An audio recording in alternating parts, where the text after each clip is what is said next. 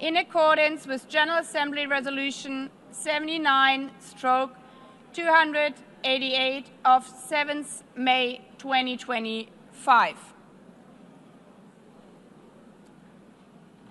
Allow me now to make a statement as President of the General Assembly.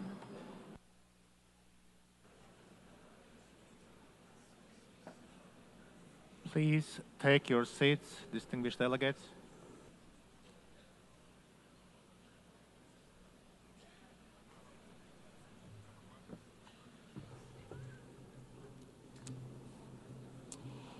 Human rights are women's rights, and women's rights are human rights, once and for all. When these famous words were spoken by Hillary Clinton 30 years ago in Beijing, they were revolutionary.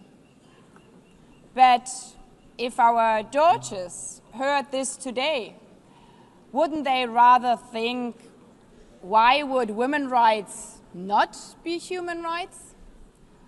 Our daughters, who are the fastest sprinter in their high school, our daughters who are CEO of an AI startup, our daughters who have watched their mothers become the first female president of the Marshall Islands, of Namibia, North Macedonia, Peru, of Slovenia or Suriname. All presidents joining us here today. For so many of you, of us here in this room, we hold these positions that when we ourselves were young seemed unattainable, but are now almost normal for the next generation.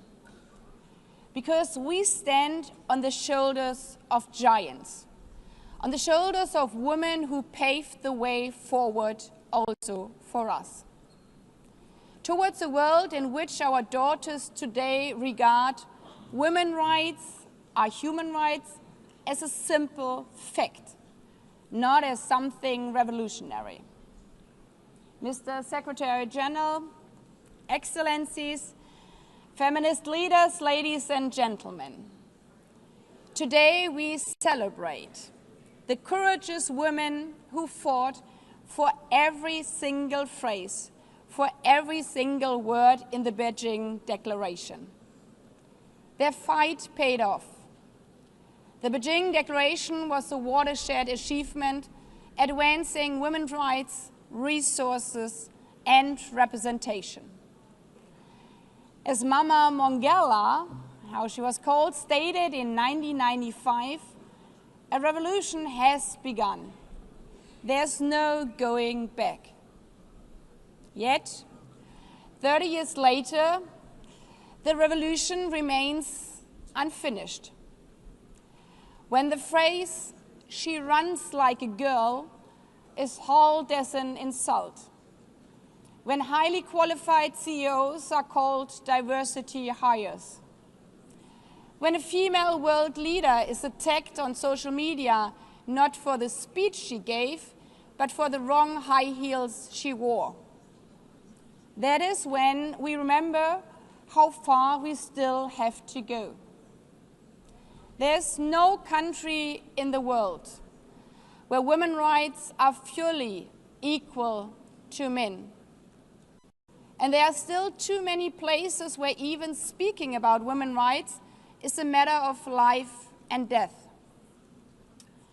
Just weeks ago in Afghanistan, after the deadly earthquake, women and girls were left trapped in rubble as male rescuers were forbidden from touching them. As one survivor said, being a woman here means we are always the last to be seen. We see this also in Sudan, where the brutal civil war between two generals is literally being fought over women's bodies. I still have her voice in my ear when one mother told me, while I was sitting with her in a refugee camp, that she wishes that they all would have been simply killed, instead of having to see her daughters being raped over and over again. This year alone, demand for life-saving post-rape support in Sudan increased almost 4 times. And this is no exception. 1 in 3 women globally will experience sexual violence at some point in her lifetime. 1 out of 3. This is us. And these battles extend to family planning. UNFPA estimates that today a quarter of women are unable to make decisions about their own health care, and roughly half of all pregnancies are unintended. Delivering on Beijing, on this revolution, means also that no male politician, judge or religious leader should dare to tell our girls what to do with their bodies, because they are human beings, not property. It's our body, our choice. In this regard, I'm honored we are joined by our first guest speaker, Cecilia Suarez, who is using her platform to speak out against this scourge in Latin America and the Caribbean, affecting as many as 76% of women in the region. But even in the darkest hours, women are not victims. They are survivors. They are heroes. And it's an extreme honor that we will also hear from our guest speaker, Nadia Murad, Nobel laureate, a hero who not only survived the unthinkable crimes of ISIS, but gave Yazidi women a voice, and by that defeated a terrorist organization. Women like Nadia Murad remind us that women's rights are not only human rights, but human rights are the best weapon for peace. Excluding women peace builders doesn't just reduce the possibility of peace, it undermines its very foundation and longevity. Therefore, we are celebrating today not only Beijing, but also 25 years of Resolution 1325 on women, peace, and security. Excellencies, Beijing and Resolution 1325 promised not only rights, but also resources. And there, the revolution has barely begun. At the current rate, reaching economic equality will take 123 years. But women's economic empowerment is not just about doing a favor for women, but a favor for every society, every economy. As they say, it's economics, stupid. Closing the gender gap would increase global GDP by $7 trillion US. Which brings us to the third R, representation. We all know that when women are at the table, companies perform better, peace treaties last longer, and governments deliver more. Their presence is power. Yet, in this hall of principles, last year, fewer than 10% of speakers during high-level week were women. And out of all 80 presidents of the General Assembly, I'm only the 5th woman. Not even speaking about the Secretary-General, where in 80 years we have never had a female SG. This is not just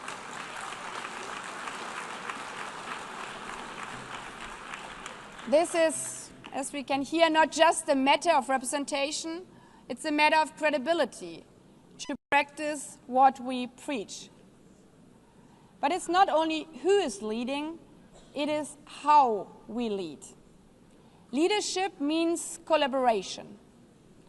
The theme of this 80th session overall is Better Together, a motto which also guided Beijing, where so many women came together in networks like Femnet, led by Memory Kachamba, a guest speaker here also today.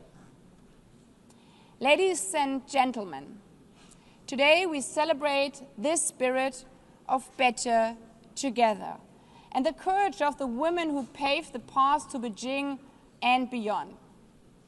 But tomorrow we go back to work. As female presidents, as male presidents, as Olympic sprinters, as CEOs, as ordinary mothers and daughters. And just in case, while finishing the revolution from Beijing, we might hear that contemptuous phrase, "you run like a girl," we should remember what little girls all around the world would do. Exactly that. Proudly run like a girl. Fast as hell, even in high heels, showing that women's rights are always human rights, that they are our rights, our future.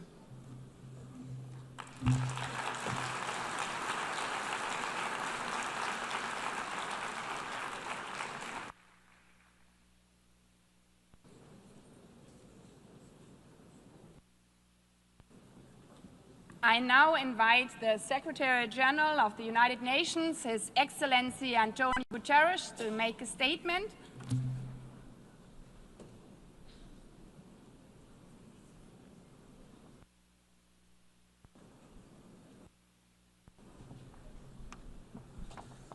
Madam President of the General Assembly, Excellencies, dear friends, 30 years ago, the world came together to affirm that the rights of women and girls are not separate, secondary, or negotiable. They are human rights. The Beijing Declaration and Platform for Action is the most ambitious global political commitment on women's rights ever achieved. And it has helped to power advances in some critical areas: legal protection, political participation, education, maternal mortality, recognizing the need to tackle violence against women as a global priority, and more. But progress has been slow and uneven, and no nation has achieved full equality for women and girls. Sustainable Development Goal 5, gender equality, is lagging far behind. Hard-won gains are now under attack. Meanwhile, conflicts and climate disasters are multiplying, and the human rights of women and girls are casualties of both. Cultural and structural barriers remain entrenched, and technology is spreading hate like a virus. A wave of misogyny is rolling across the world. Let us be clear. Equal rights and opportunities are not partisan issues. They are global imperatives and the foundation of peace, prosperity, and progress. Excellencies, dear friends, in every region, every country, every community, women and girls are fighting for their rights, demanding freedoms, combating abusive practices, rallying for legal protections, and organizing to take their rightful place at the table in decision-making and peace processes.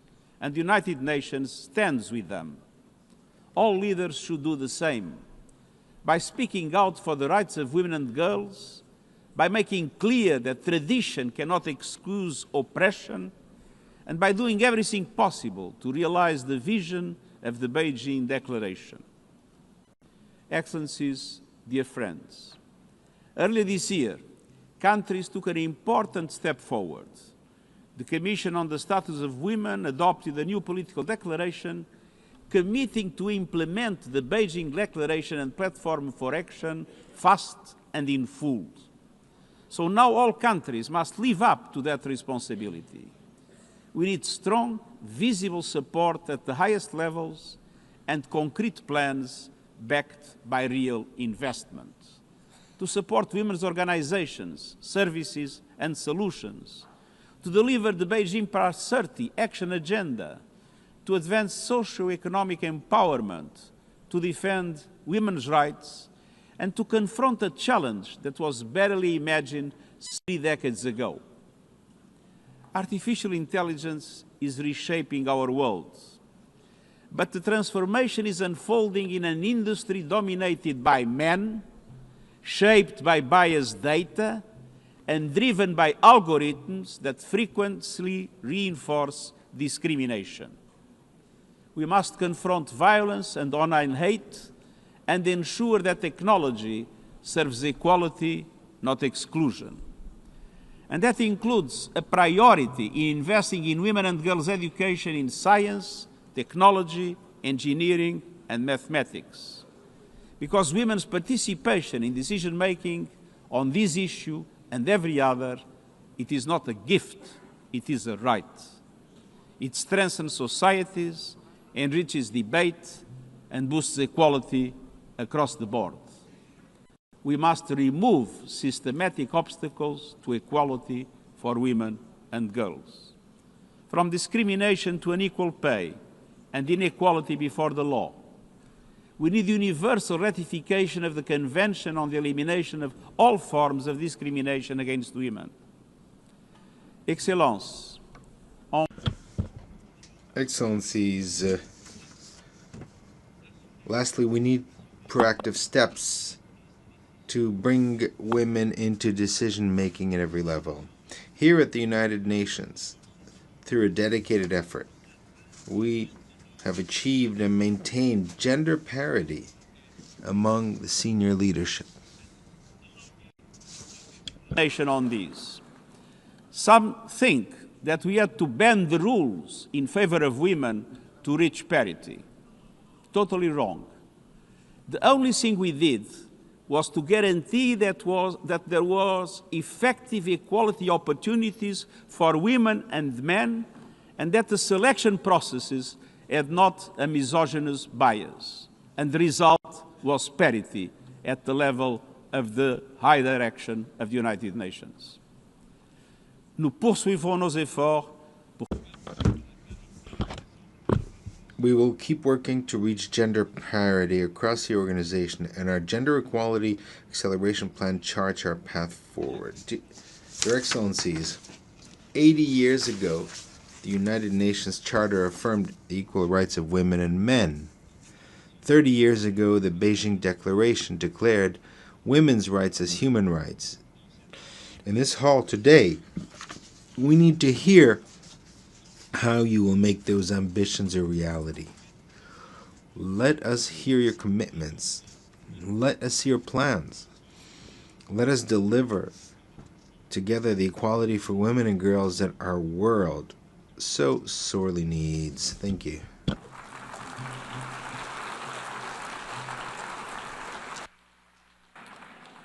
I thank the Secretary-General. I now invite Her Excellency Huang Shouwei, Deputy Head of the National Working Committee on Children and Women of the State Council of China, as host of the 4th World Conference on Women, to make a statement.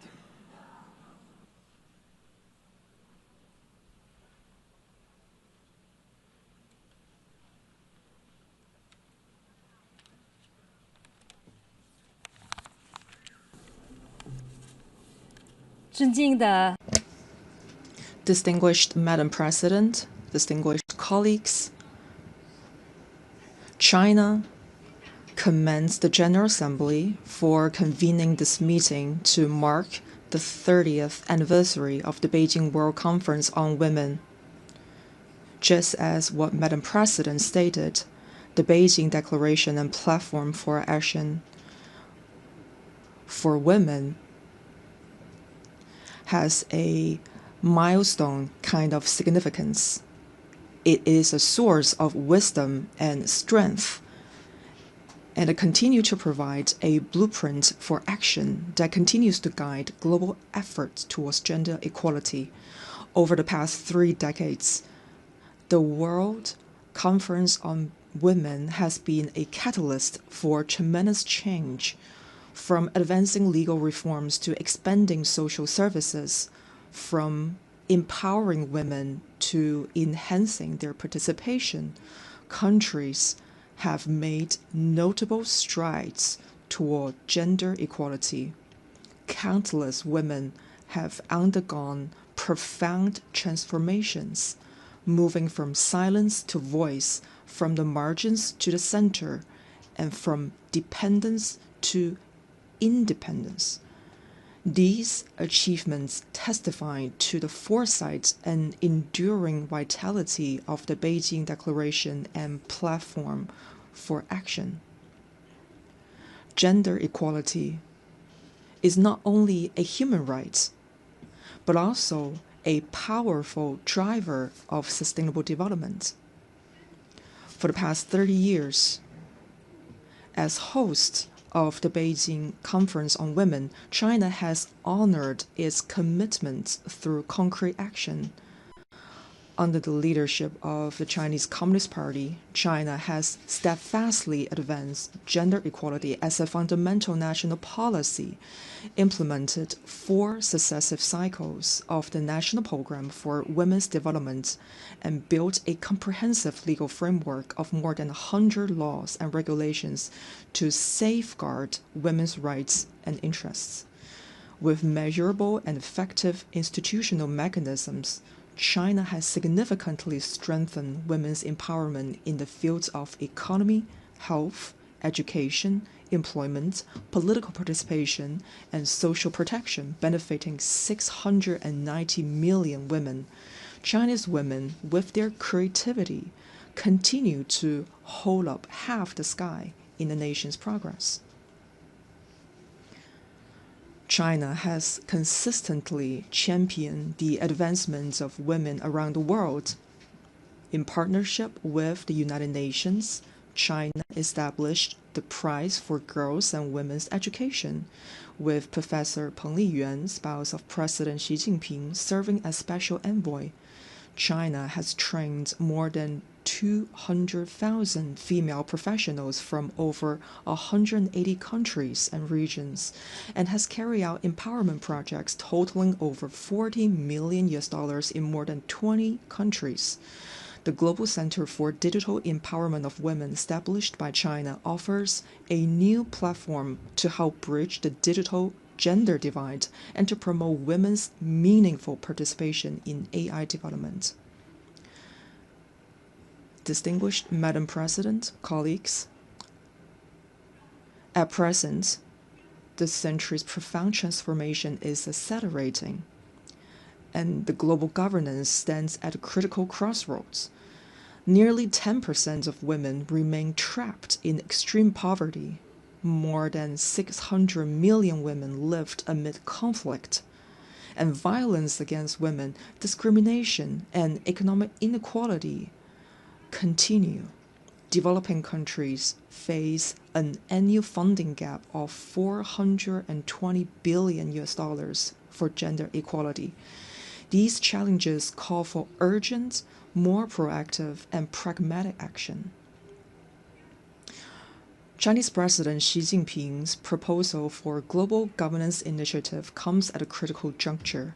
Advancing gender equality and the full development of women requires strengthened international cooperation, accelerated action, and sustained commitments. At this new starting point, China calls for the following: continued advancement of the equal development of women. Safeguarding women's rights and interests should be elevated as a national priority and embedded as a social norm. The allocation of resources to this end should be increased to ensure women's equal access to opportunities and their full participation. Continued empowerment of women in innovation and development. Quality education for women and girls should be provided. Digital technologies should be harnessed to strengthen their capabilities, support their leadership, and unlock their innovative potential. Continue to promote the shared development of women worldwide. All countries should uphold genuine multilateralism, and fully leverage the vital role of the UN, deepen South-South cooperation and North-South dialogue, and expand financial and technical support for developing countries, leaving no woman or girl behind. Distinguished Madam President, dear colleagues, gender equality is not only a matter for women, but a cornerstone of human progress and human civilization. Let us remain true to our original aspirations and mission, continue to translate the blueprint of the Beijing Declaration and platform for action into tangible results, and work together to build a community with a shared future for all. I look forward to welcoming you at the Global Summit on Women in Beijing. Thank you.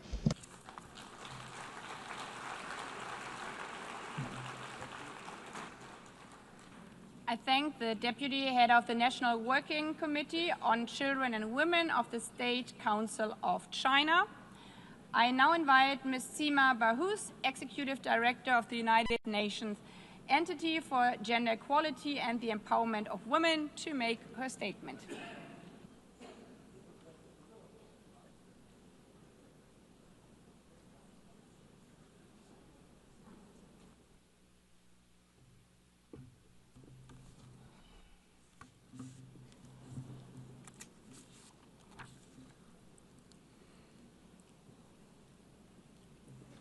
Madam President of the General Assembly, Secretary-General, distinguished heads of state and government, Your Majesties, ministers, excellencies. 30 years ago, the Beijing Declaration and Platform for Action changed the world. It brought the UN Charter's principles and promises to life for women and girls: human rights, dignity, equality. To this day, the Beijing Declaration remains the most visionary, groundbreaking, and far-reaching global agenda for gender equality and women's rights. And it has delivered. Today, girls are far more likely to finish school than any other moment in history. Maternal deaths have nearly halved. The number of women in parliament has more than doubled. And nearly every country has laws to end violence against women and girls. And in just the last 5 years alone, nearly 100 discriminatory laws have been reversed. Every step forward was hard-won by feminist movements, by governments, by the multilateral system. And every step forward proved the same truth: gender equality works. But progress has not been fast enough, wide enough, or deep enough, and in too many places it is being reversed. On our current path, 351 million women and girls will still live in extreme poverty by 2030. And today, 676 million women and girls live within reach of deadly conflict, the highest recorded since the 1990s.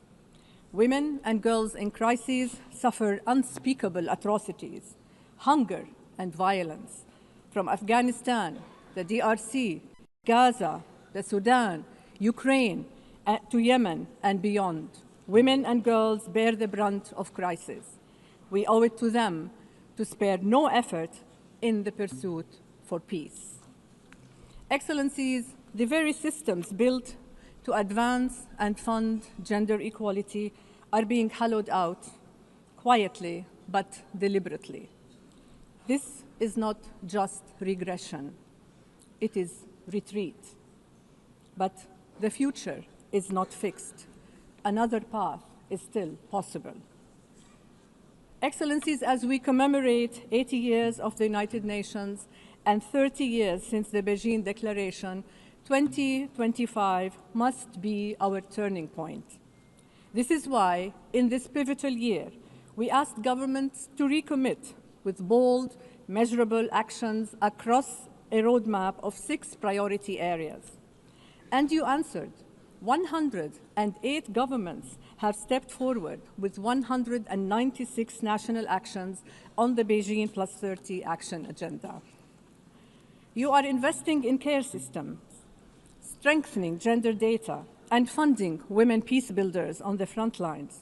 You are putting power, protection, and possibility in the hands of women and girls. You are harnessing technology and innovation to advance, not hinder, equality. And you are enacting laws to protect women and girls from violence. Your actions reflect partnerships with feminist movements who have carried this agenda through times of backlash and breakthrough alike. Importantly, your actions prioritize the leadership and voice of adolescent girls and women. These actions form a map of the possible, and we know what that possible can deliver when we come together. Just this past week, you took another step forward together when you adopted by consensus the resolution to revitalize the Commission on the Status of Women, a timely legacy of Beijing +30. I applaud you for this. This is multilateralism at its best. Excellencies, your words today must be matched by courage tomorrow. In the policies you pass, in the budgets you allocate, and the change you drive together with and for women. Because gender equality remains a unifying force for the world. Let history remember 2025 as the year we stood our ground for ceasefires, for peace, for justice, for equal rights, for sustainable development, and for prosperity for all women, for all girls, for all humanity. I thank you.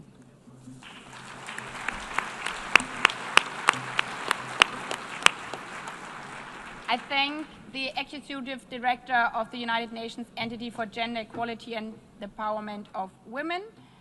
I now invite Ms. Dean Kaita, Executive Director of the United Nations Population Fund, to make her statement.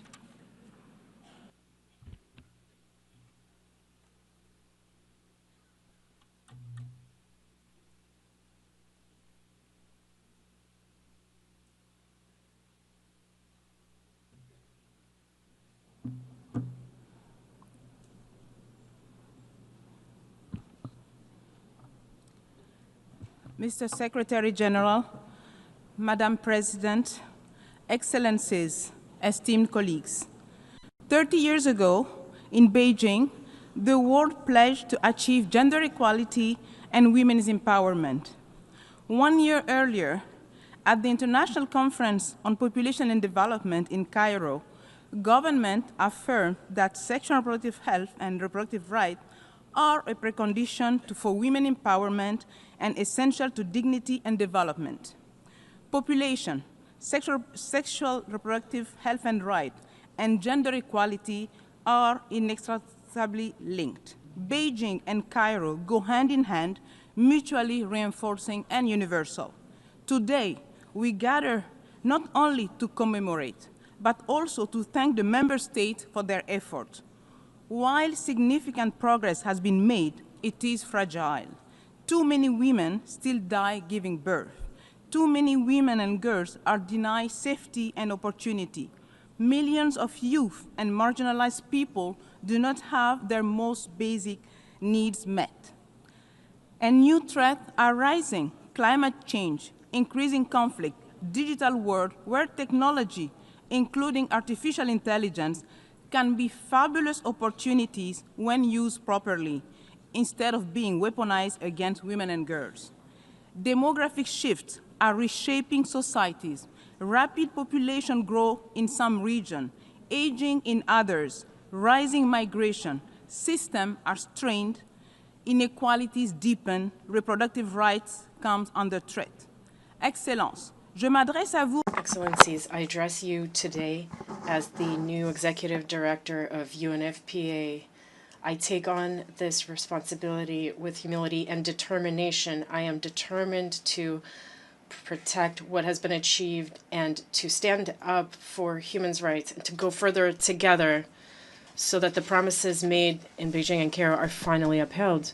The United Nations Population Fund is at your side, alongside the partners in the United Nations, civil society, and particularly women's organizations and networks as they continue their tireless work to promote the rights and choices of women and girls in all their diversity. UNFPA's contribution to these efforts is unique. As a public health and population agency, we work to ensure that every woman and girl can live free from violence and decide freely on her future. Sexual and reproductive health and rights are the foundation of equality in our society, the best investment in the better, fairer world envisioned in the 2030 Agenda. Beijing and Cairo with urgent action. Under our Secretary-General leadership, we look forward to delivering as one with our sister agency on the ground. Let us recommit to do better together and make sure that no woman should die while giving life. Let's invest in right and choices, the foundation of justice, prosperity, and peace. Merci. Merci. I thank the Executive Director of the United Nations Population Fund. I now invite Ms. Hala Haidar, Chair of the Committee on the Elimination of Discrimination Against Women, to make her statement.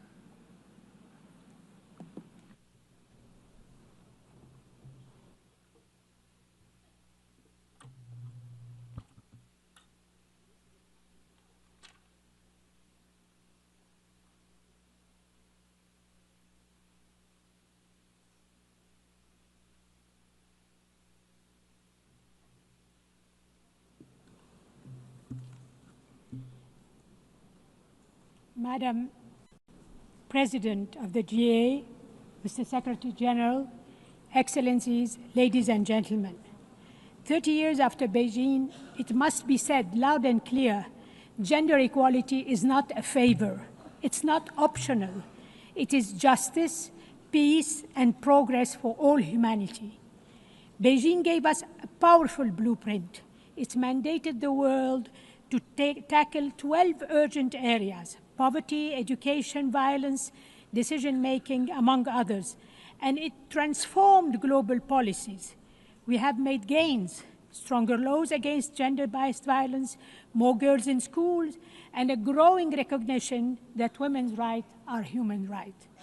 But let us be honest. We are at a crossroad. Around the world, we witness a backlash against women's human rights, their underrepresentation in decision-making, online abuse, and discrimination against women being coded into new technologies. Moreover, we are horrified by the impact of conflict on women and girls.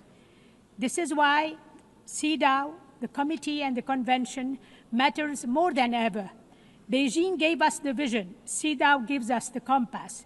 The convention is legally binding. It holds states to account and measures progress and turns promises into rights that cannot be taken away. CEDAW covers every Beijing priority: defends women's economic rights, access to resources, calls for education, a force of transformation, places gender-based violence against women at the center of its concern and demands action. It advances women's voice in peace and security processes, and in that regard, CEDAW has just published an addendum on WPS. And with General Recommendation number 40 on the equal and inclusive representation of women in decision-making system, whose elaboration was supported by a large number of member states, it sets a bold roadmap for 50-50 parity in decision-making, not some distant day, but now. CEDAW is not a bystander. It's a driving force. It is addressing many emerging issues faced by women and girls in conflict, online abuse, stereotypes, and the gendered impacts of climate change. So today, let us stand together and say we will not go back. We will not allow the progress of the past 30 years to be undone. We will renew our commitments, demand accountability, and keep pushing until every woman and girl can live in freedom, equality, and dignity. Beijing gave us the blueprint. CEDAW gives us the compass. Today, as we celebrate Beijing Plus 30, I call on every government, in every institution, and every one of us. Let us turn today's momentum into a movement.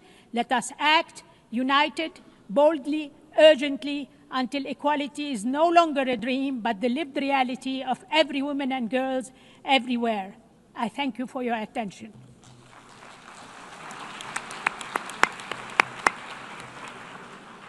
I thank the Chair of the Committee on the Elimination of Discrimination Against Women.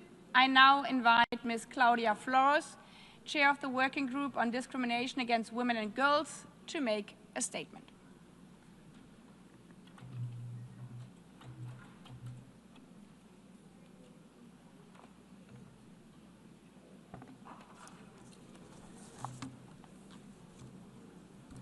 Excellencies, distinguished delegates and colleagues, it is an honor to join you in my capacity as chair of the UN Working Group on Discrimination Against Women and Girls. Thank you for including the working group in this landmark discussion. As we reflect on and reaffirm the Beijing Declaration and Platform for Action, we have both an opportunity but also a responsibility. We celebrate the gains of the last 30 years, recognizing that these victories, above all, belong to the brave women and girls human rights defenders who have pressed forward in the face of great restraints and risk. We also acknowledge the important progress achieved by member states in partnership with diverse stakeholders. As it marks its 15th anniversary, the working group has seen meaningful strides, from laws ensuring equal participation in public life, to reforms dismantling discrimination in family and cultural life, to new investments expanding women's and girls' economic rights. These advances demonstrate what is possible when states commit systematically to equality in all of its dimensions. Yet, we must also confront the reality that alongside this progress, and perhaps in response to it, a troubling wave of backlash threatens women and girls' rights worldwide, including challenges to the very concept of gender as the social and cultural norms and power relations we have built around sex. We see retrogressive narratives and policies designed to restrict rights and divide movements for dignity and equality. These are not abstract debates. They are concrete harms with grave costs for women and girls. In our most recent response, the working group, together with 30 independent mandate holders, issued a joint statement reaffirming the centrality of gender to the protection of human rights. Today, I urge states to act with determination to preserve international consensus and protect hard-won gains for women and girls. At the same time, we also recognize that these moments of challenge can be moments of opportunity. The working group remains committed to supporting states and stakeholders in advancing substantive gender equality as articulated in CEDAW. This year, through its forthcoming report on artificial intelligence and through the CREATE framework presented in its latest guidance, this framework offers a holistic and inclusive pathway to counter the gender backlash and to foster the transformation needed for a global community truly rooted in human dignity. Excellencies, while we celebrate the achievements of member states, civil society, the United Nations, all who are gathered here, we must also confront urgently and honestly what it will take to achieve gender equality.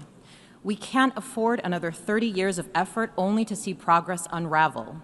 What is needed now is investment and political will to hold the line, the clarity to find ways forward amidst mounting challenges, and the integrity to trust women and girls as they continue to lead the way. Thank you.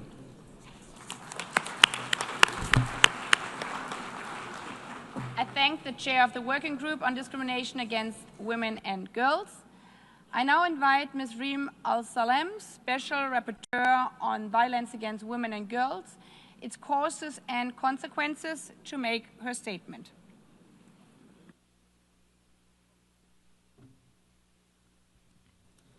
Madam President of the General Assembly, Mr. Secretary-General, Excellencies. 30 years ago, the Beijing Declaration and Platform of Action, the BDPA, gave the world a visionary blueprint that recognized the structural, societal, and individual causes of violence against women and their consequences. Today, as we commemorate its anniversary, we must recommit to its promise with honesty and courage. That starts with returning to the original intent of the BDPA, not diluted, not reinterpreted, and to implementing it comprehensively and not superficially. Let me highlight 6 commitments that are especially urgent and pertinent today. First, we must reaffirm women's inherent dignity and humanity. The BDPA mentions dignity 7 times and humanity 5 times, reminding us that women are not a subset, but are half of humanity.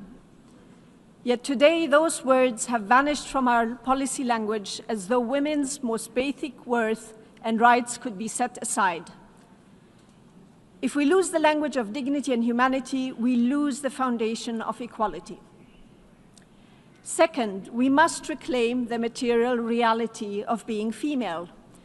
The BDPA references the term sex or a derivative of it 176 times, recalling that all major human rights instruments prohibit discrimination on that basis.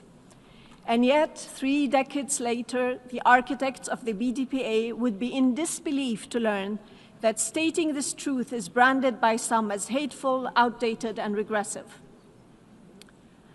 Third, we must confront the rampant commodification and objectification of women and girls. Their bodies, their sexuality, and even reproductive functions have been turned into products for the sale and purchase, creating patriarchal entitlements and control, both online and offline.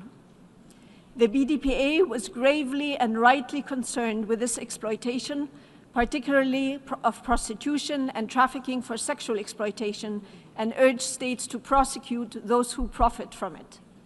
Today, we must finally heed that call.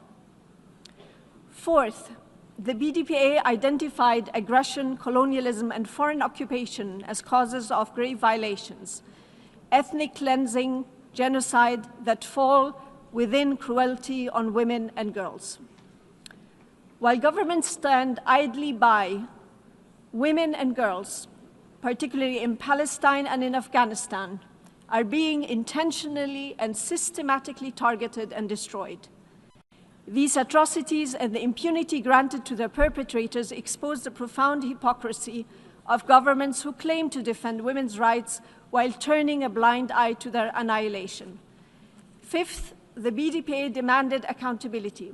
But instead of an increased access to justice, we are seeing the opposite, on several fronts undermining rights hard won. Perpetrators of rape, trafficking, war crimes, and genocide walk free, flaunting their impunity while some governments boast of their support to them. And finally, the BDPA warned against excessive military spending, recognizing that militarization fuels violence against women while draining resources from peace, women empowerment, and ending violence, as well as social justice. Yet today, the global arms race intensifies, leaving women and girls to pay a hefty price. Excellencies, 30 years ago, states believed this agenda was achievable. If this was possible then, it is possible now, not as an act of charity, but as a necessity and undeniable right for women, for half of humanity. That half is watching, and that half will hold you to account. Thank you. I thank the Special Rapporteur on Violence Against Women and Girls, its causes and consequences. I now invite Cecilia Suarez, UN Global Advocate for the Spotlight Initiative, to make her statement.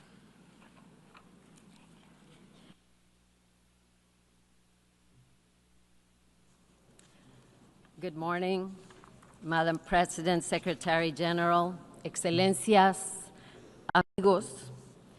Nos reunimos como Excellencies, friends, we meet this month as every year to take a look at the world that we live, a complex world without a doubt, among multiple armed conflicts, a full-scale genocide, and an increasingly severe climate crisis, and an unstoppable advance of technology without a clear legal framework or a transparent one.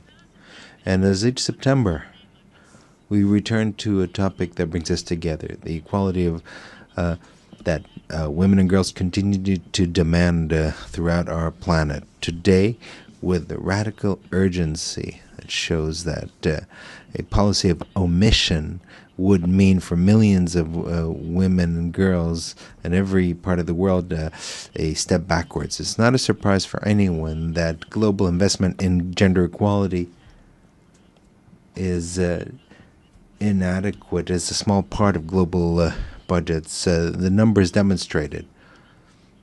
Just in 2025, the Combat for Gender Equality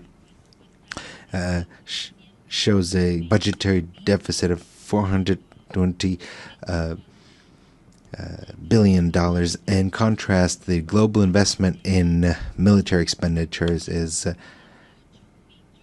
$2.7 trillion. $2.718 trillion that invested in war compared to over 400 billion deficit in gender equality. In other words, the world prefers to invest 6 times more in preparing for a conflict rather than investing in upholding and promoting the rights of half of the population. This is how the economies are built. So the obvious question is, what have we more normalized that turns out that promoting the means of war is more important than promoting the rights of women? How long we will continue to think that we will be allowed to live as second-class citizens? It might be a naive question. War is a business, of course. But it's also important to invest in what is maintaining half of the world population far from achieving their full potential within our societies, and in turn restricting the growth of society as a whole. And we will repeat it again. This gap must be understood as something that oppresses and afflicts only women. But that is a mistake. Let's ask ourselves, what does a man truly lose when he is indoctrinated in the apparent privilege granted to him by his masculinity? What we see is that what is missing is doubt, fragility, truth, the ability to feel.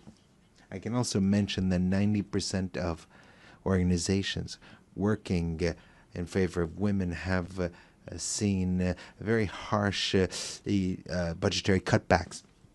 The situation is critical.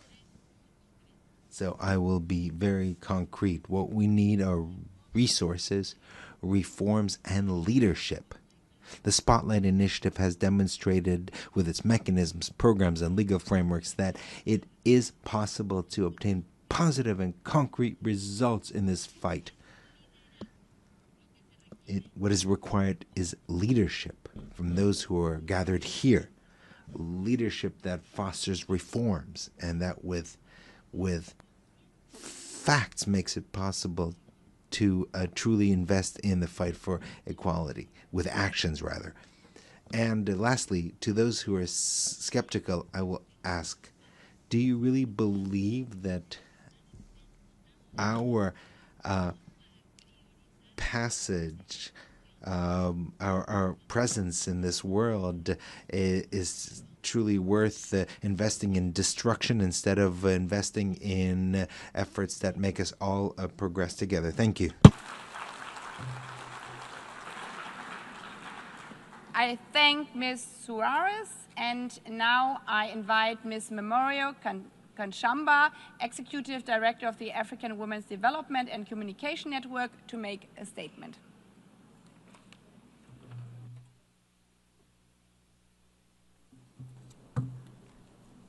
Your Excellencies, distinguished guests, brothers and sisters, thank you for this opportunity to speak at this occasion.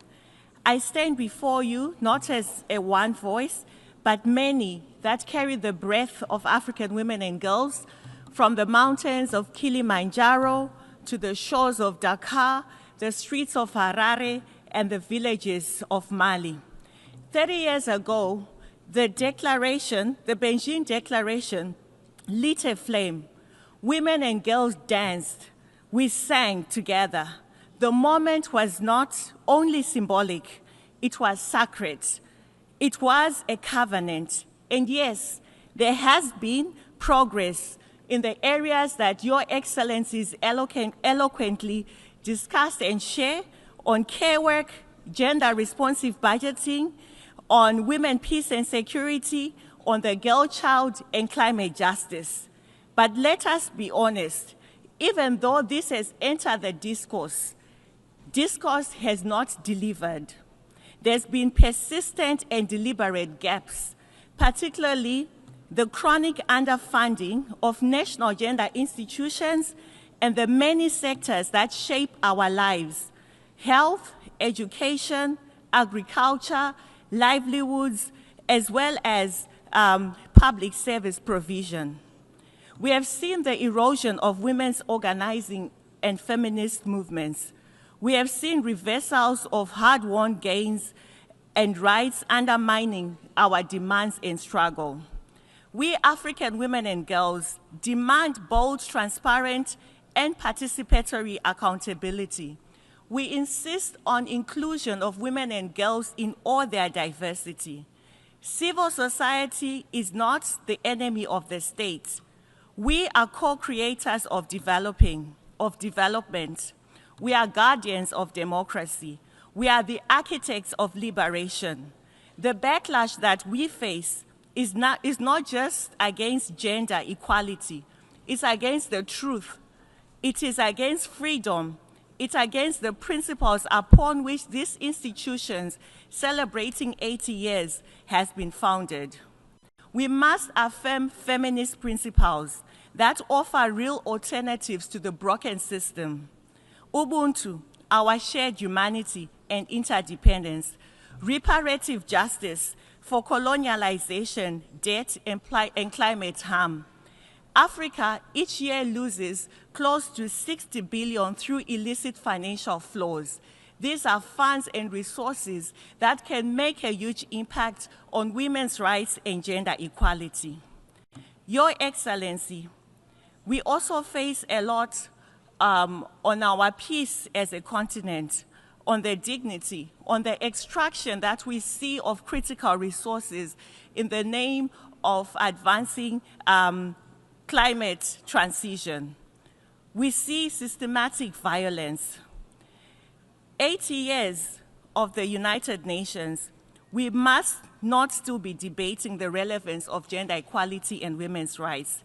Not in this generation, not after 30 years of Beijing, not after decades of the struggle. Women and girls deserve a life free of violence, free from the misogyny, free from the technology-facilitated violence that we see.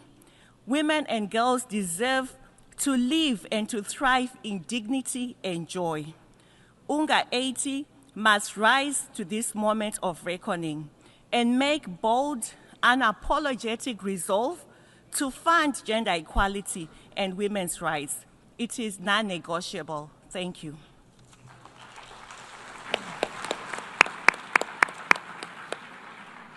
I thank Ms. Kachamba.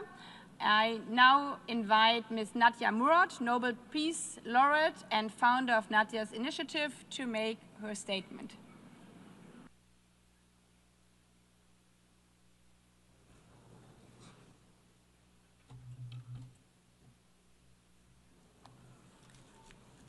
Thank you, Madam President, for your commitment to advancing the rights of women and girls globally. Excellencies, ladies and gentlemen, 30 years ago in Beijing, the world declared that women's rights are human rights. Today we gather not only to reflect on that promise, but to ask, are we truly fulfilling it? Progress has been made, more women in parliaments, in classrooms, in leadership. But we are also at a dangerous crossroads. Around the world, democracy is weakening, extremism is rising, and women's rights are under attack. Nowhere is this more visible than in conflict-affected and crisis-affected areas. Millions of women and girls denied the right to education, targeted with sexual violence, or forced into early marriage.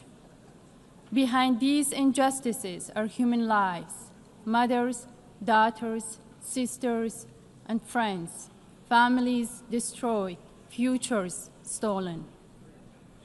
I was once a young woman living in peace until ISIS captured me and countless other women and girls, shattering our lives in unimaginable ways.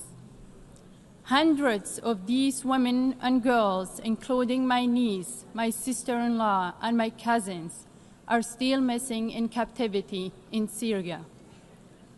Since my escape, I have met many women who endured unimaginable suffering and whose strength is extraordinary. But strength alone cannot rebuild lives. They need action, they need justice, they need resources. And yet, women's organizations, the lifeline in times of crisis, remain underfunded and excluded. Perpetrators of sexual violence continue to enjoy impunity. Equally urgent, the international community must hold accountable regimes, groups, and governments that deny women and girls the rights, those that legalize child marriage, restrict education, or enact discriminatory laws. Justice must extend beyond individuals to the system and structures that perpetuate inequality. If we are serious about the Beijing Platform for Action, then we must do three things.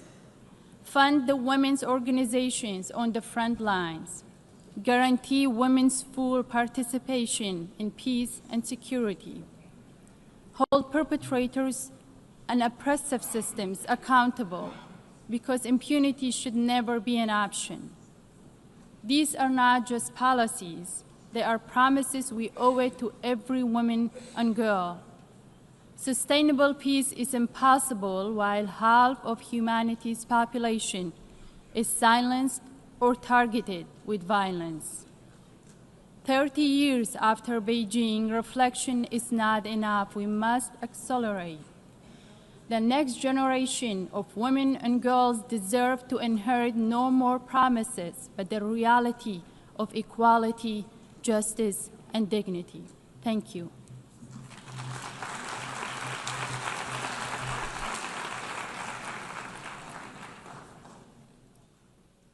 I thank Nadia Murad, and with the wise words from her, we have just heard the last speaker for the opening segment of this high-level meeting.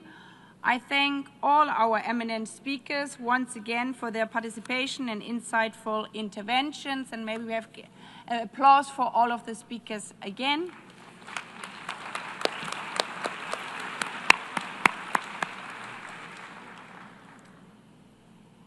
Heads of state and government, ministers, excellencies, distinguished delegates, distinguished participants.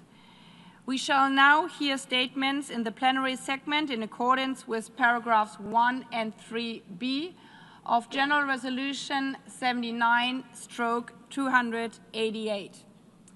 Before giving the floor to the first speaker, I would like to inform delegations that we have a very, very, very long list of inscriptions, which shows the commitments. But in order to enable the high-level meeting to hear from as many delegations as possible in the limited time, all speakers are requested to adhere to the 3-minute time limit for statements in the national capacity and 5 minutes for statements made on behalf of a group of states. Delegations are advised that the limit for time statement will be strictly enforced, and I would like to underline that. The microphones will be automatically muted once the speaking time has elapsed.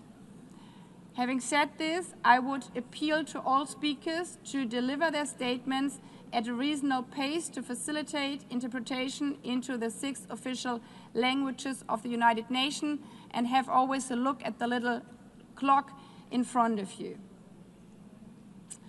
Having said that, It's my dear honor to give now the floor to our first speaker of the high-level meeting convened by the President of the General Assembly on the 30th anniversary of the Fourth World Conference on Women.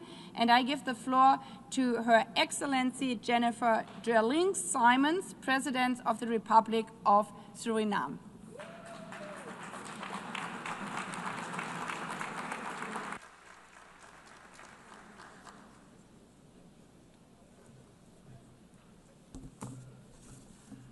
Excellencies, it is with great honor and responsibility that I stand here as the first female president of the Republic of Suriname and also the first member state speaking today as we commemorate the 30th anniversary of the Fourth World Conference on Women.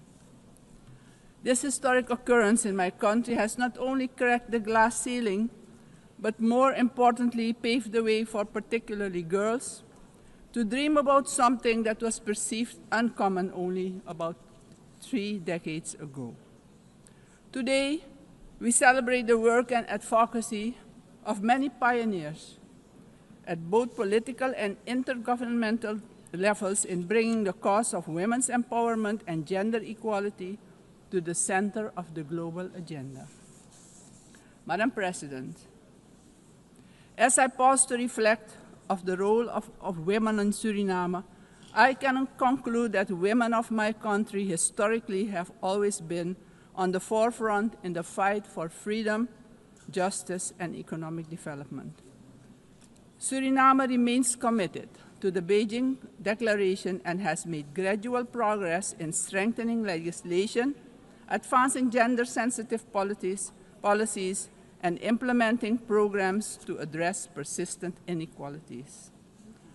Persistent challenges such as economic disparities, gender-based violence, and underrepresentation of women in leadership. These must be addressed with renewed urgency and vigor. We also face new and have to address new challenges, like the negative influence of social media on the self-image of many girls and young women.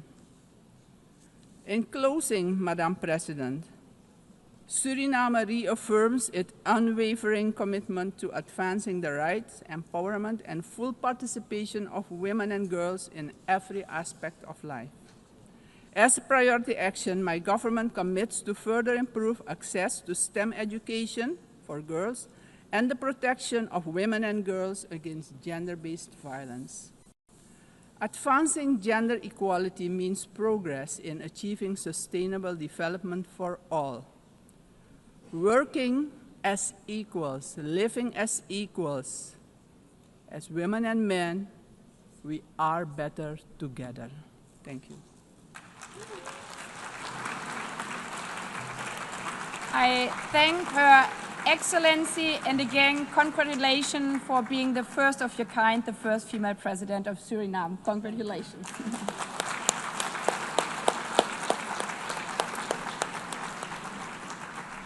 I now give the floor to Her Excellency Karen Keller-Sutter, President of the Swiss Confederation.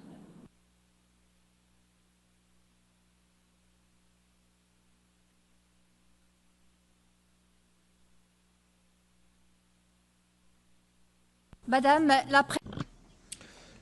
President, Excellencies, ladies and gentlemen, the Beijing Declaration and Platform for Action remains our collective compass to achieve gender equality because gender equality is not an option. It is a universal human right and a catalyst for economic development. Despite the progress made, we still face serious challenges, including in Switzerland. First and foremost, violence against women remains an unacceptable reality. The wage gap persists, largely because working mothers are not fully integrated into the labor market and because women are still underrepresented in leadership roles. 30 years after Beijing, our goals remain unchanged. Switzerland has taken concrete steps to implement the rights enshrined in our Constitution and in our international commitments. our national strategy for gender equality adopted in 2021, as well as major legislative reforms, have improved the protection of victims of gender-based violence, including expanding the legal definition of rape and criminalizing stalking. And this November, we will be launching a nationwide campaign against gender-based violence with a clear message that equality protects against violence. In our foreign policy, Switzerland is deeply committed to promoting universality of women's rights and gender equality, with a particular focus on women's economic and political participation and the fight against gender-based violence. Madam President, Excellencies, ladies and gentlemen, recent crises have set back the cause of gender equality. The progress we have achieved over the past few decades are now at risk in too many countries, but solutions have been formulated a long time ago, and they've been set out in various multilateral frameworks. Today, we need to build on that foundation and commit to putting it into practice. This is the surest path to protecting people and building societies that are truly equal and inclusive. Democracy and economic prosperity depend on it. Together, let us make the vision of Beijing a reality. Thank you.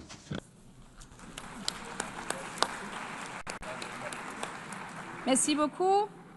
I give the floor now to Her Excellency Netumbo Nandi Naitwa, President of the Republic of Namibia.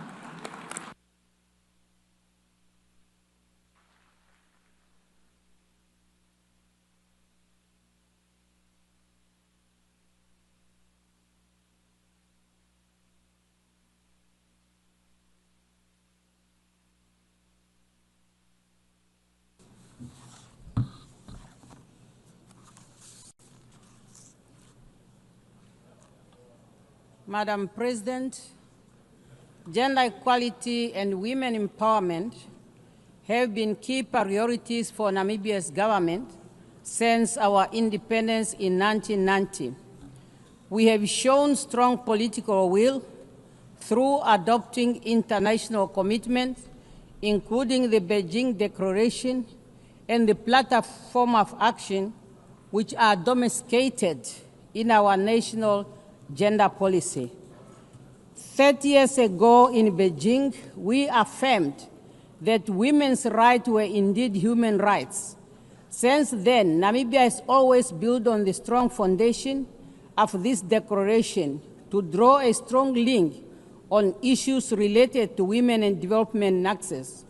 Our progress in the area of political inclusion and legal frame are grounded in this and underpinned our deep commitment to achieve progress for empowerment of women. As a result of this, Namibia closed 81.1% of its gender gap, ranking 8th globally and first in Africa as per the 2025 World Economic Forum Global Gender Gap reports. As President, I'm happy to highlight our historical milestone. Namibia now has a female president, vice president, speaker of the National Assembly, and Secretary-General of the SWAPO party, the ruling party in Namibia. And women hold 57% of the cabinet, including key ministries such as finance, health, education, international relations and trade. Madam President, as we reflect on our progress, we are also aware that our work is far from to be done. There are areas where there is room for improvement, particularly in the area of economics. In our national context, this is mainly in the area of economic inclusion of women in many economic activities such as mining, fishery, oil and gas, particularly rural women who still remain in the margin of the economic activities. Economic challenge persists, across the many sectors, so much that we have to do a lot, particularly in the informal sector, to bring women to the par.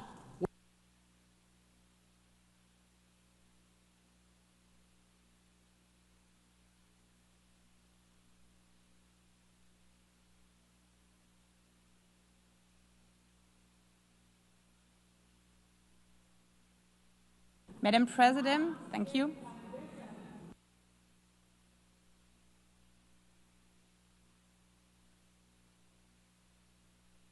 I thank you very much, Madam President.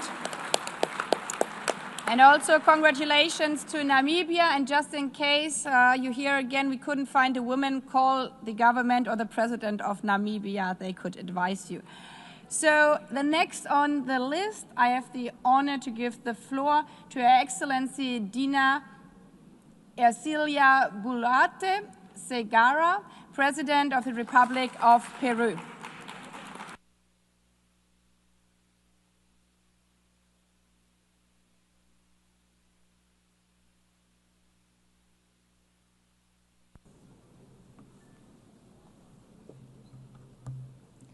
Gracias, señora. Thank you very much, Madam President.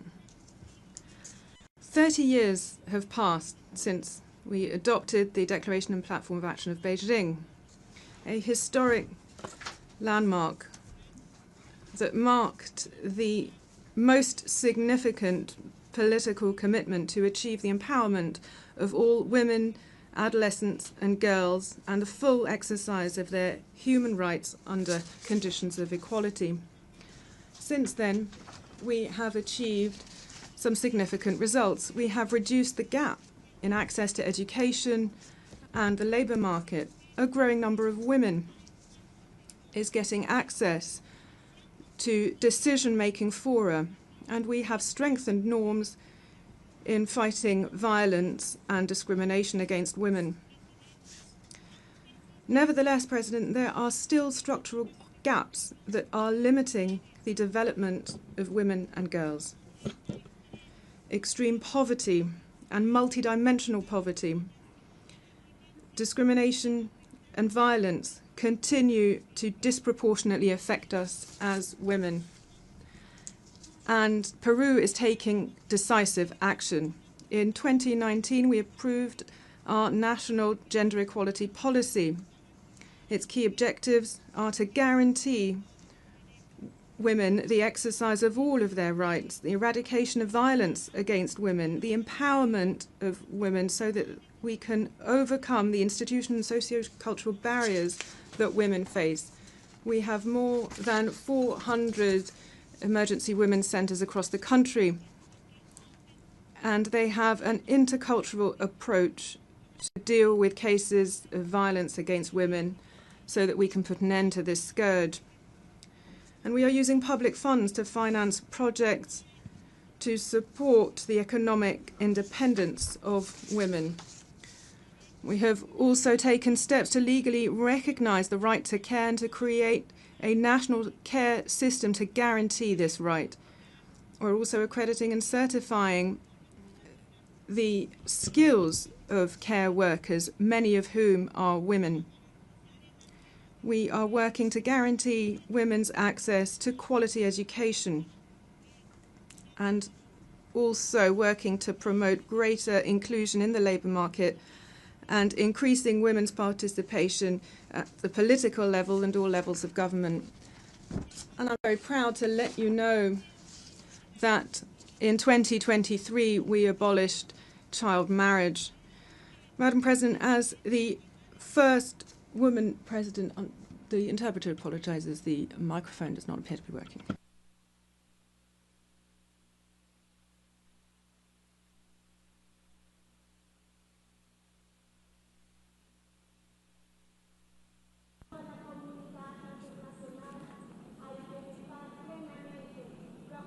Muchas gracias. Thank you very much.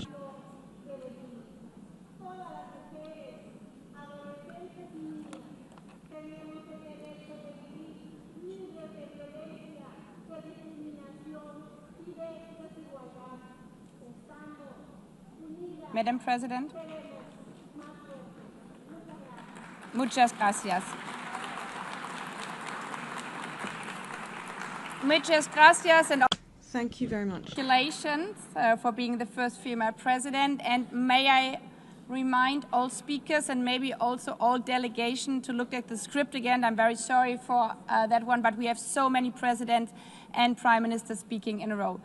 The next I may introduce is Her Excellency Nataša Pirc-Musar, President of the Republic of Slovenia.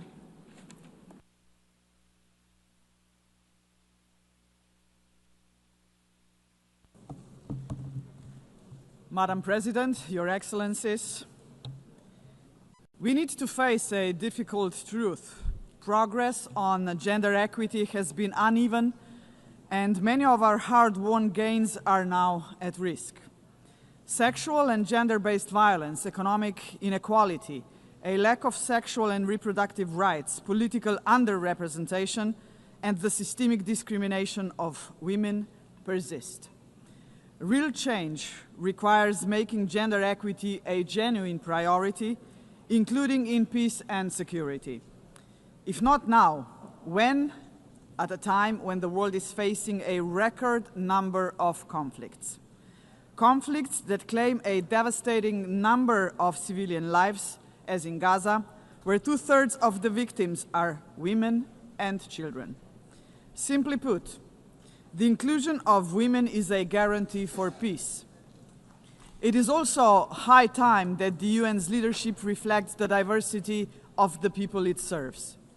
This calls for bold action from all of us to nominate, support, and elect women to the highest offices, both here at the UN and in our own countries as well. After 80 years, the United Nations must lead by example. We cannot afford to miss yet another chance to appoint the first woman Secretary-General, nor we can afford to move forward into a future where still only 6% of General Assembly presidents are women. Let me be clear. The issue has never been about merit. There are plenty smart and capable women. What is lacking is the will to open doors. Dear all, let us invest in women's leadership and ensure that every girl can live a life of opportunity. I know that women and girls in Afghanistan, Gaza, Ukraine, Sudan, Haiti, and beyond are counting on us. And let me just conclude. My husband is a proud feminist. I am a proud feminist.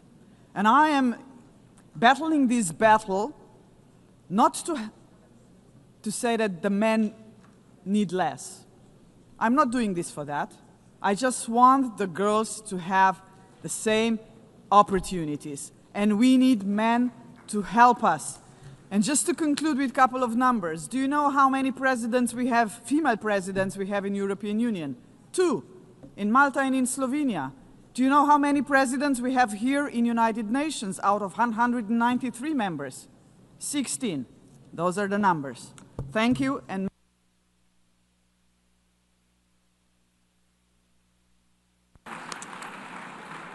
I thank Her Excellency, Madam President, and again also congratulations to you being the first in that role. I give the floor now to His Excellency Daniel Francesco Chapo, President of the Republic of Mozambique.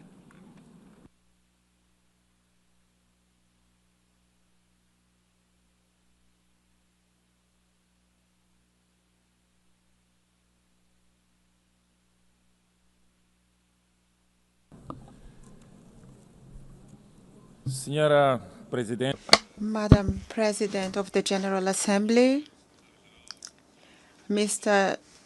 Secretary-General of the United Nations, Your Excellencies, before my intervention, I would like to say that I am here in order to save the honor of men in the room, because since we've started, I just see women making the intervention.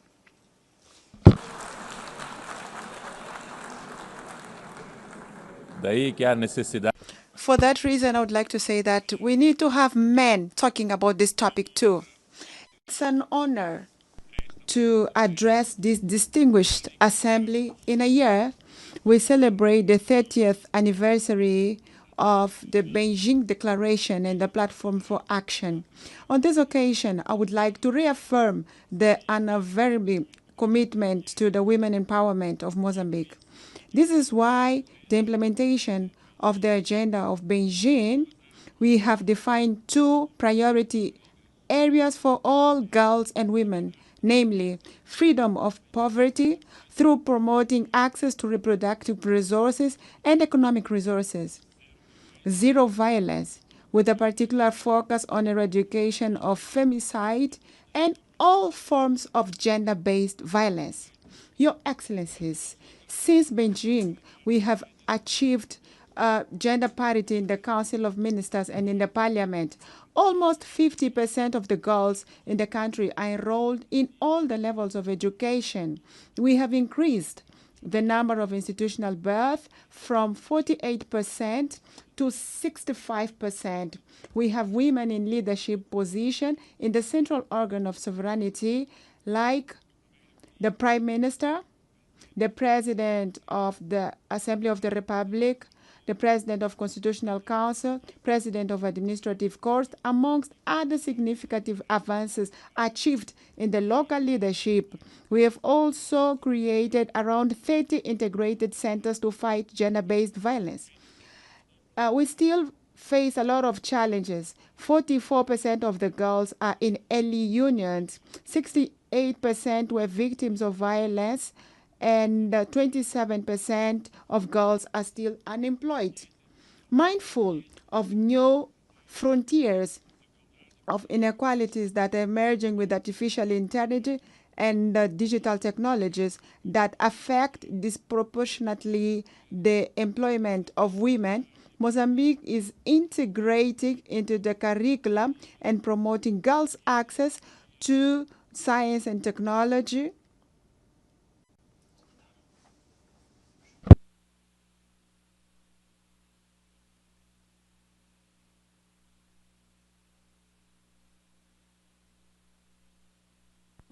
Thank you, Mr. President.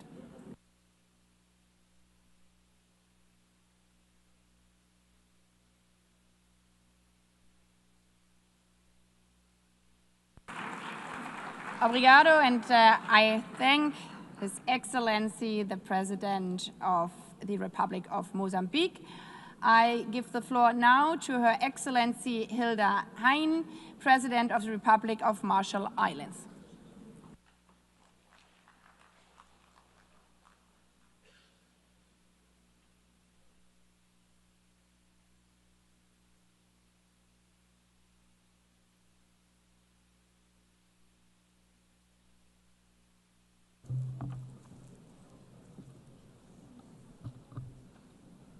Madam President, Mr. Secretary-General, Excellencies, Yahweh.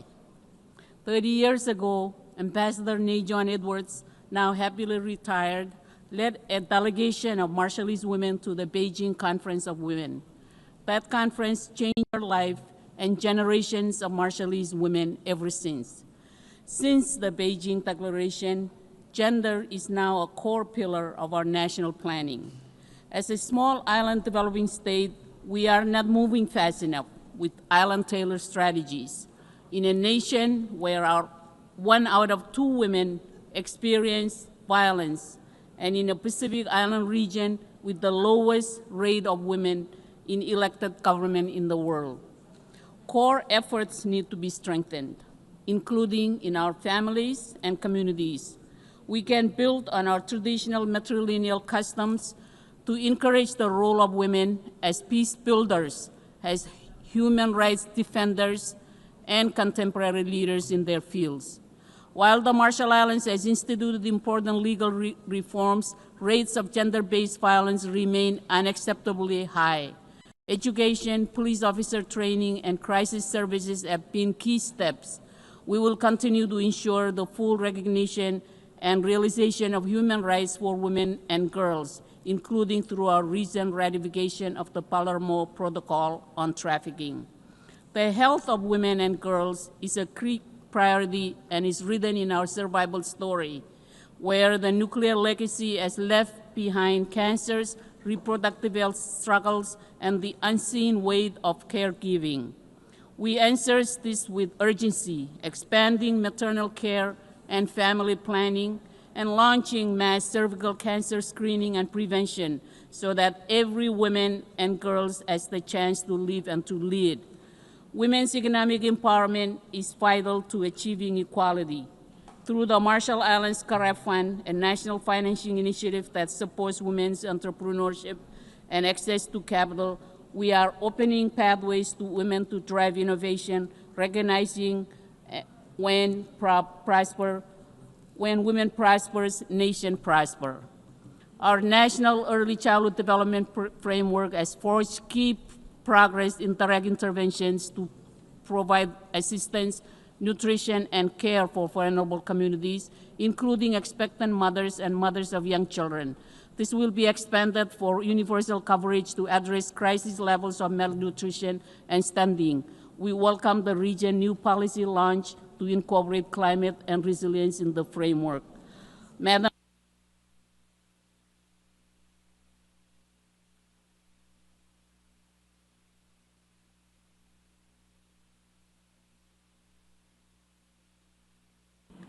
I thank you, Madam President. I now have the honor to give the floor to Her Excellency Gordana Siljanovska-Davkova, President of the Republic of North Macedonia.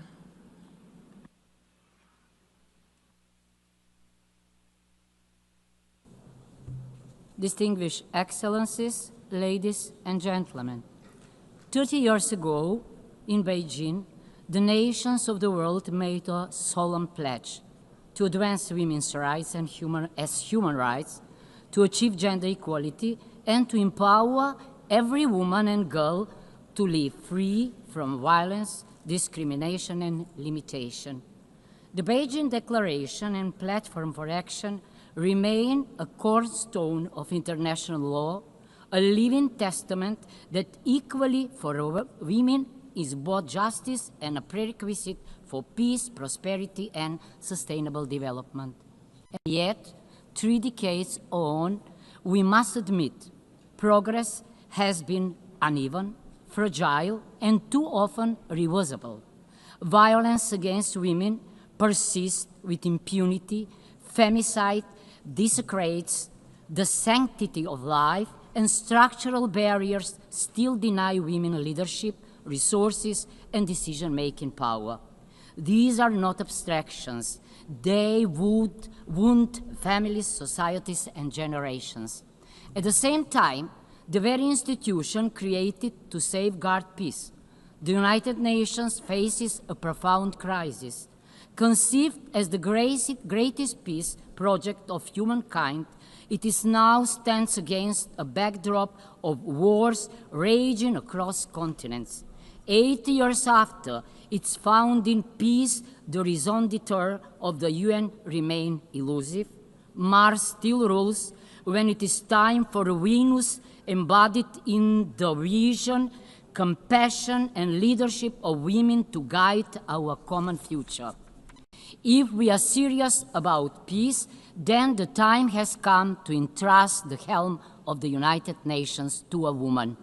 We, the women of the world, together with the children, are the first and greatest victims of war. But we are also the bearers of healing, compassion, and hope. Gender equality is not a feminist privilege. It is a humanist imperative. We do not ask for favors, not for matriarchy, but for a just order in which the talents and creativity of half of humanity are fully recognized for the advancement of politics, science, health, education, and peace. Excellencies, the Beijing Declaration called on us to ensure equal rights and equal access for women and men, girls and boys. That call remains urgent today. Only together, women and men, do we embody the full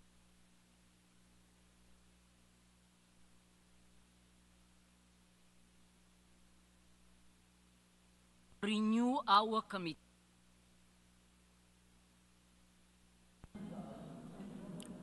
Thank you, Madam President. Thank you. I thank you, Madam President. And now I give the floor to His Excellency Beijing Declaration, President of the Republic of Albania.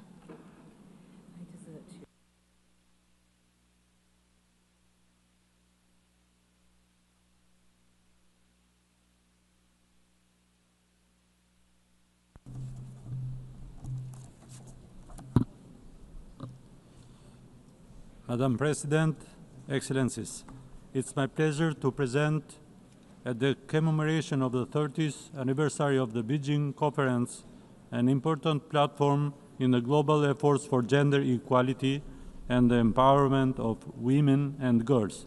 Today serves as an opportunity to renew our collective commitment and to give fresh impetus to the full implementation of the Beijing Declaration and Platform for Action. We have made significant strides in ensuring women's participation in political, economic, and social life. Yet, with only 5 years left to achieve SDGs, progress on gender equality is stagnating and in some areas is regressing. We must reverse this trend.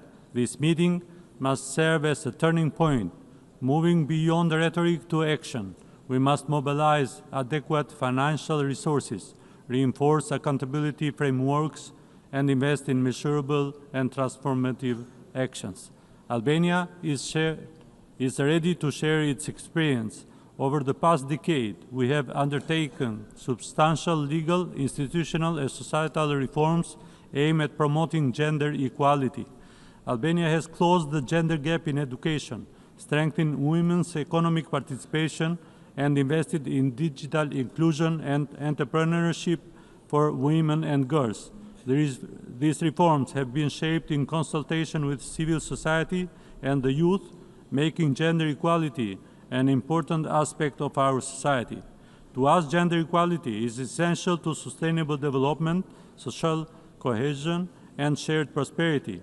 Albania has pledged two priorities under the Beijing Plus 30 Action Agenda. First, to intensify efforts to eliminate violence against women, and second, to expand the application of gender-responsible budgeting.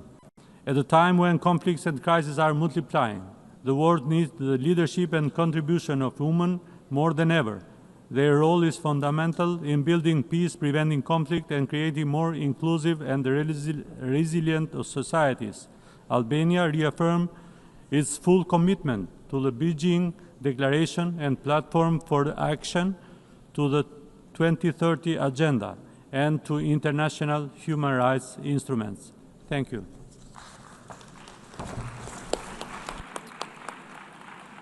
I thank His Excellency President of the Republic of Albania. I have the honor to give the floor to His Serene Highness Prince Albert II of Monaco.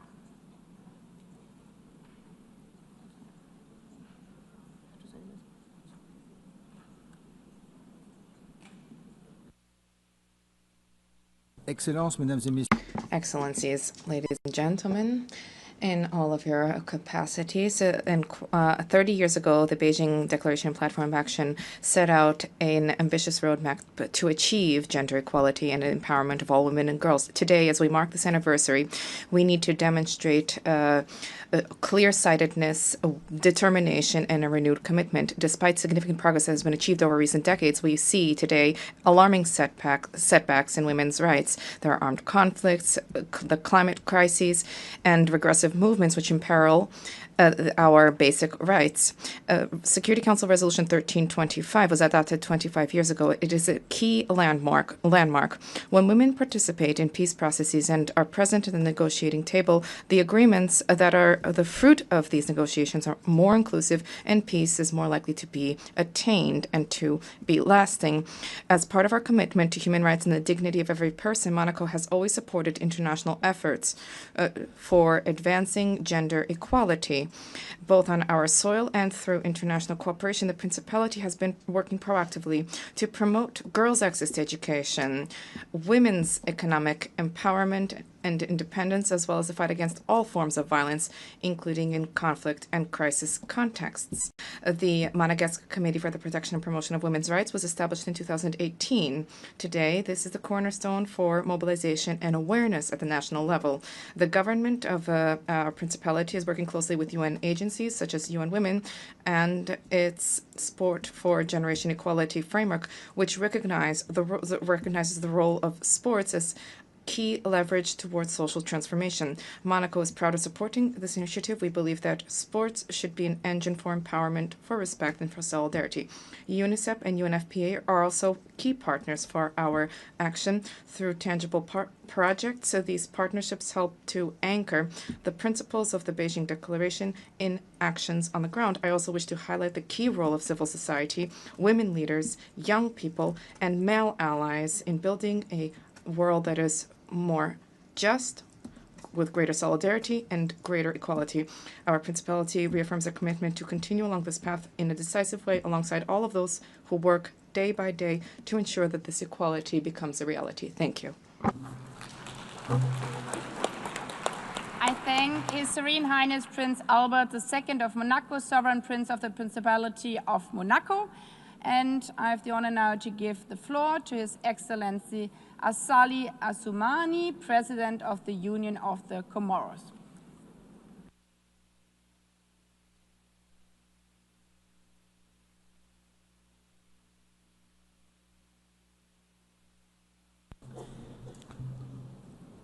Madame la Présidente de l'Assemblée. Madam President of the General Assembly, honourable guests, ladies and gentlemen, Salam alaikum. It is a great honour and a real pleasure for me to take the floor on this solemn occasion of the 30th anniversary of the World Conference on Women. This anniversary is a time for us to take stock of the progress that has been made since the historic Beijing Conference in 1995, but also to highlight the achievements and best practices as well as the continuing challenges when it comes to promoting gender equality around the world. As we are faithful to our international and regional commitments, the Comoros has ratified a number of legal instruments that are relevant to the promotion and protection of women's rights, notably the prevention of all forms of discrimination against women.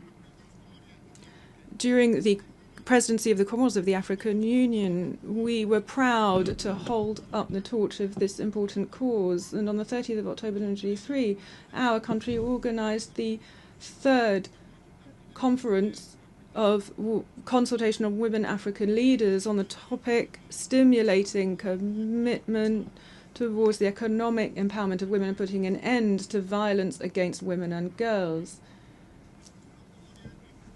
Nationally, we have always guaranteed women's rights by protecting them against violence, exploitation, and any form of violence. We have adopted a number of legislative instruments nationally, including the new penal code that makes provisions for the protection of women and children. And more recently, in 2024, we created a ministry dedicated to the promotion of gender equality and training, and there is a woman heading that up. We have also established a national policy for gender equality, and we have developed mechanisms for medical, legal, and other support for victims of gender-based violence. And we also offer special support for women and girls who have been victims. The network of women African leaders is actively involved with local authorities. I have placed the promotion of women at the heart of our priorities, and today women hold positions of responsibility both within the government, the parliament, legal and judicial institutions, and other areas. The interpreter apologizes. The speaker's microphone has been cut off.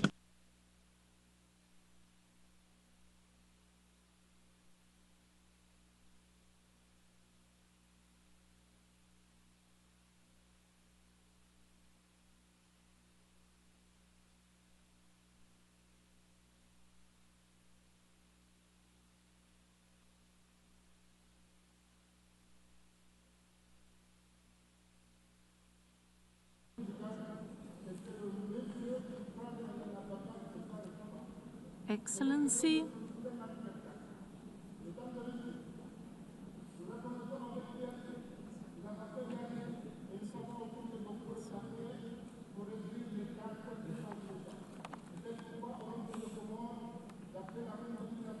Excellency,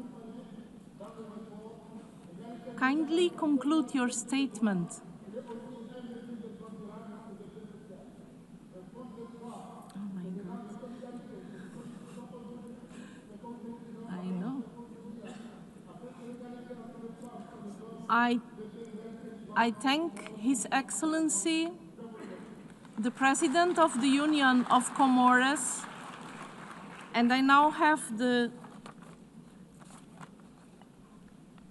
give the floor to His Excellency Bassirou Diomaye Diakhar Faye, President of the Republic of Senegal.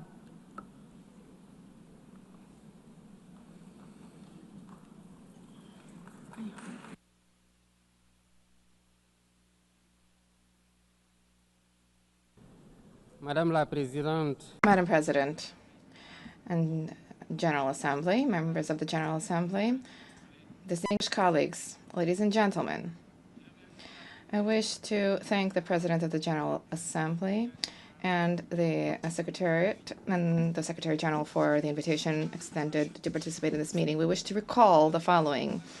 Pursuant to a call for action and mobilization for resources in order to accelerate progress towards full gender equality and empowerment of all women and girls. The Beijing Program of Action has been a turning point when it comes to awareness about the obligation to have greater justice vis-a-vis all women. Progress has been achieved.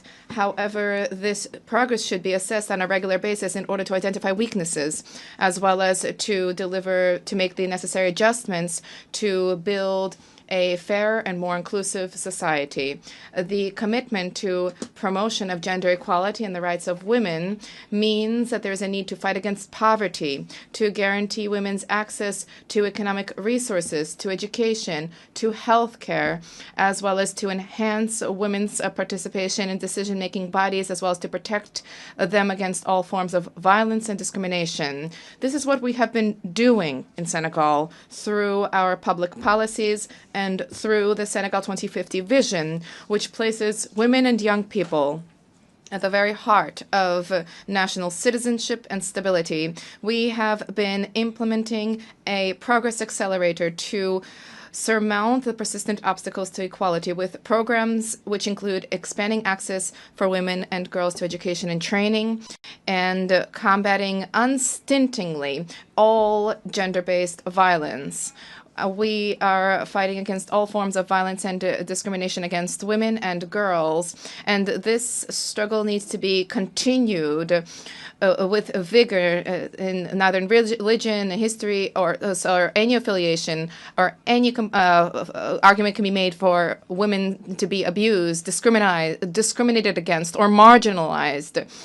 All public bodies, members of civil society, religious and faith traditional leaders, all citizens have an obligation, more than ever before, to mobilize ourselves against brutality, against harassment, against rape, and against all forms of abuse. Together, let us surmount the persistent inequality. Let us work towards a greater partnership among states. Let us prepare future generations, succeeding generations, helping them to live in a fair, more equal, and more harmonious world. This is a shared responsibility. This is a universal moral duty. I thank you for your attention.